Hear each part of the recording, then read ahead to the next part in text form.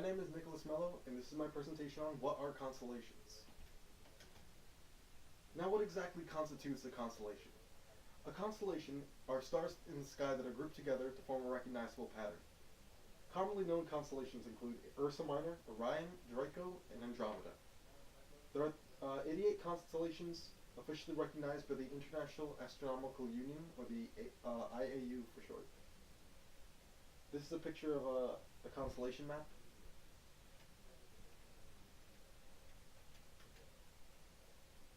Who created the constellations?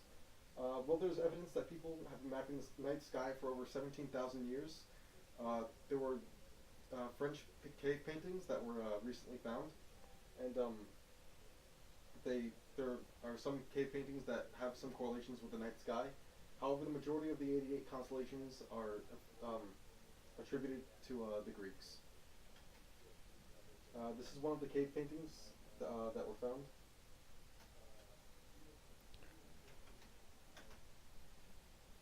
What were they used for? Constellations were mainly used for farmers in figuring out the seasons. Back then, there was not like a universal calendar, so people ended up using the night sky as something to determine the month or season. For example, Ursa Minor is only visible during June, and that would have been a time for sowing and things like that. And Aquarius is best visible in the month of October, which would be around the time of harvest. And this is the constellation for Aquarius. Name the constellations. The 88 constellations are all named in Latin and have a 3-letter abbreviation. Examples include Andromeda with AND, Columbia with COL, and Pisces with PIC. This is a constellation of Andromeda.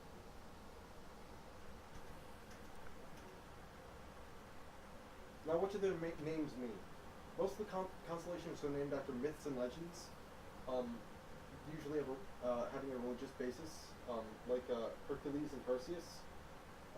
This was likely done for farmers to easily recognize the constellations and have stories in their minds that they can relate the constellations to.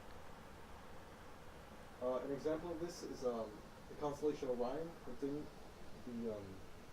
who is a legendary hunter who was hunting the bull Taurus with his dog Canis Major by his side, and his dog is hunting Lepus the rabbit.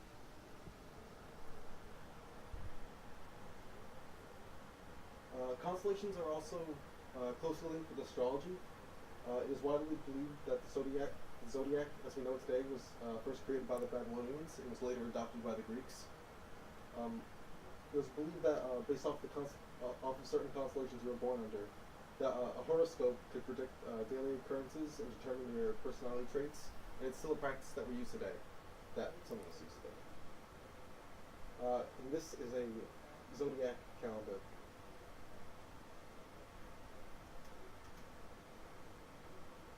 Constellations were also used commonly for navigation.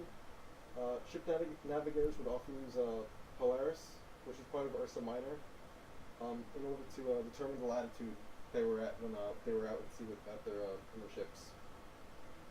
This is the constellation Ursa Minor, and Polaris is that star right there.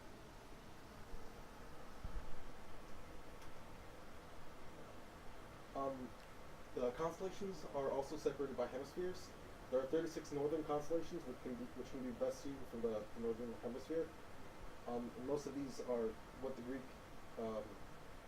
This is where most of the Greek constellations come from.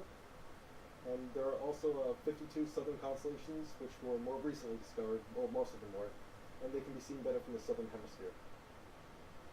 And this is a picture showing the differences between the northern and southern hemispheres.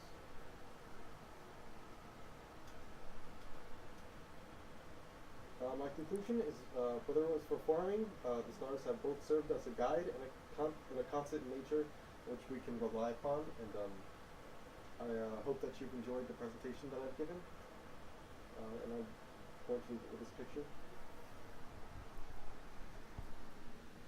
Also, this is my works cited.